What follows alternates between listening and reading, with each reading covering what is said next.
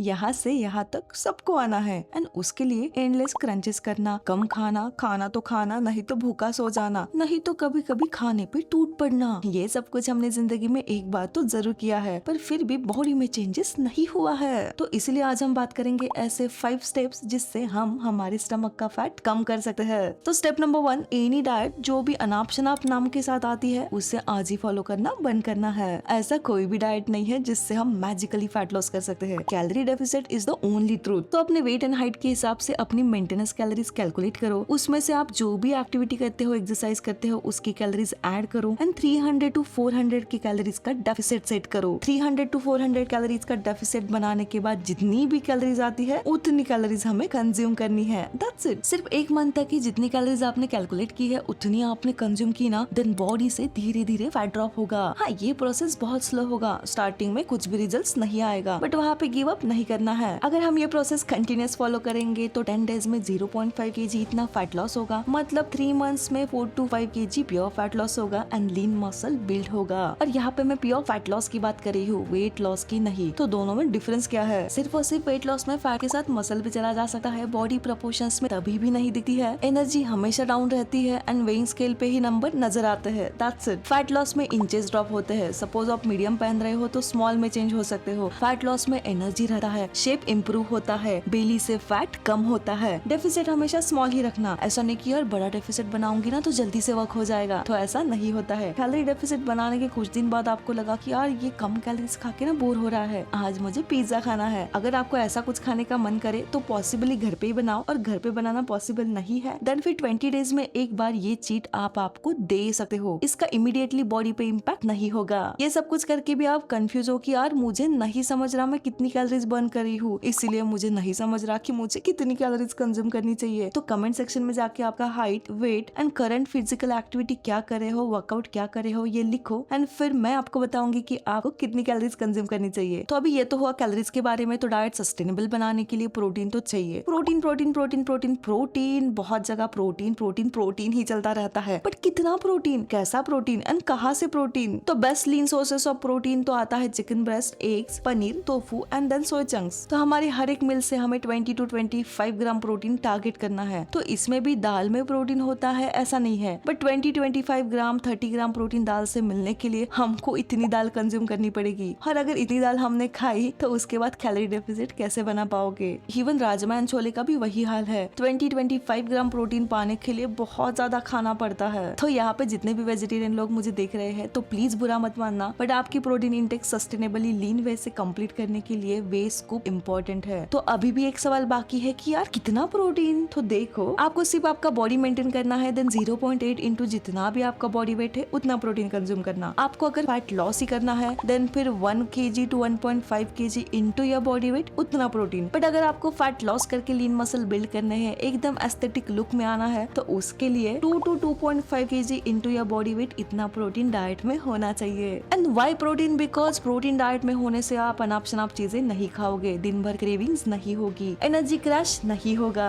Lean muscle build होंगे, fat loss होगा and lean muscle build करते करते स्टमक का फैट भी गायब होगा। प्रोटीन का पता है क्या है? ऐसे नहीं कि यार आज ना 20-30 ग्राम प्रोटीन कंज्यूम करी हूँ तो कल से डायरेक्टली 120 ग्राम प्रोटीन कंज्यूम कर सकती हूँ, ऐसा नहीं है। प्रोटीन डाइट में धीरे धीरे ही इंक्रीज करना होता है। अगर आप चाहते हो कि मैं आपका प्रोटीन इंटेक फिक्स करूँ देन कमेंट सेक्शन में जाके आपका करंट वेट, हाइट एंड आपका बॉडी गोल क्या है एंड आप करंटली कितना प्रोटीन कंज्यूम कर रहे हो ये जरूर लिखना। देन मैं आपको बताऊंगी कि आपको कितना प्रोटीन कंज्यूम करना चाहिए। तो हमारा थर्ड पॉइंट है एक्टिविटी। और एक्टिविटी का नाम ये नहीं कि भाई वर्कआउट के नाम पे भागो, नहीं। कार्डियो से फैट लॉस नहीं होता है। तो वीक में 3 to 4 टाइम्स स्ट्रेंथ ट्रेनिंग करना होता है एंड उसके लिए ऐसा नहीं कि यार जिम ही जाना होता है, ये आप घर पे भी डंबल से कर सकते हो। और वो कैसे करना है इसके वीडियोस ऑलरेडी ये चैनल पे है, तो जरूर देखना। तो मुझे पूरा फ्लैट स्टमक के लिए 2-3 आवर्स रोज एक्सरसाइज करना पड़ेगा क्या? तो नहीं, दिन का 1 आवर काफी है। बट पता है क्या होता है, दिन का 1 आवर एक्सरसाइज करने के बाद हमको लगता है कि यार क्या वर्कआउट किया है, तो दिन भर सोफे पे लेटे बैठे तो हम आराम से रह सकते हैं। बट ऐसा नहीं होता है। आपने खुद नोटिस किया होगा कि सपोज आप 2-3 आवर्स टिके एक ही जगह पे बैठे हो, देन कुछ टाइम बाद उठने के बाद आपको लगता है कि यार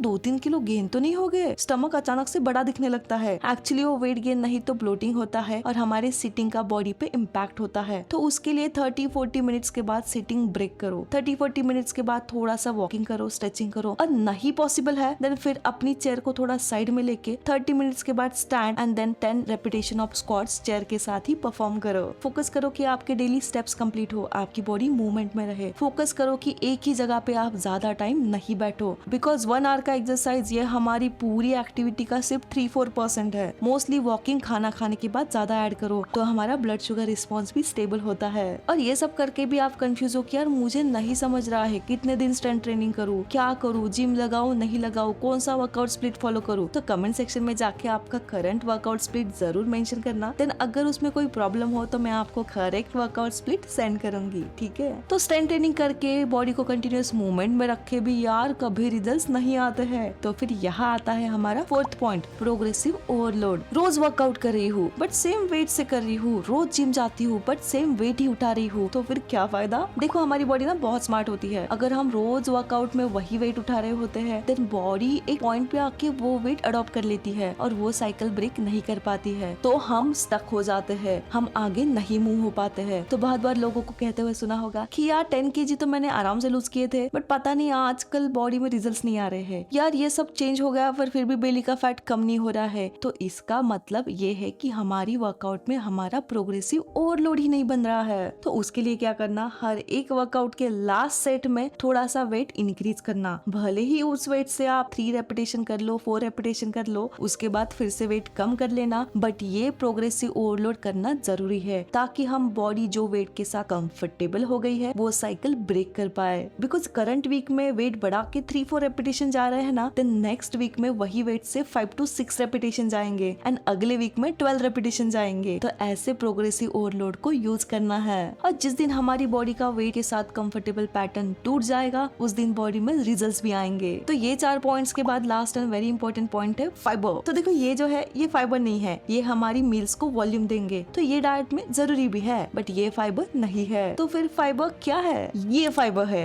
तो ट्राई करना कि इसमें से एक चीज हमारी डाइट का डेली पार्ट होना चाहिए। बिकॉज डाइट में अच्छा सा फाइबर हो देन पेट भरा भरा सा लगता है, हमेशा गैस का प्रॉब्लम नहीं होता है एंड ओवर ईटिंग का टेंशन ही खत्म हो जाता है। इनफैक्ट हमारा गट सही हो, हमारा पेट सही हो तो फिर डाइट पे बने रहना भी इजी हो जाता है। और ये जो प्लेट में भर भर के कार्ब्स हम कंज्यूम करते हैं ना वो भी कम हो जाता है। तो आज के लिए बस इतना ही, मिलते हैं अगले वीडियो में अगले 5 पॉइंट्स के साथ। तो फिर ये मत कहो कि यार एक ही तो लाइफ है उसमें मैं रोज पिज्जा ना खाऊं, बर्गर ना खाऊं, तो फिर क्या करूं। तो देखो एक ही लाइफ है तो उसको अच्छे से जियो ना, अपनी बॉडी के हाईएस्ट पोटेंशियल पे लेके जाओ उसको एंड फिर देखो कि बॉडी कैसे फील होती है, अंदर से कैसा अच्छा लगता है। तो इसलिए खुद को चुनो एंड सेल्फ रिस्पेक्ट की ये जर्नी स्टार्ट करो। एंड वीडियो अच्छा लगे तो वीडियो को प्लीज हाइप करो एंड लाइक करो। तब तक के लिए दिल से थैंक यू एंड अभी के लिए बाय।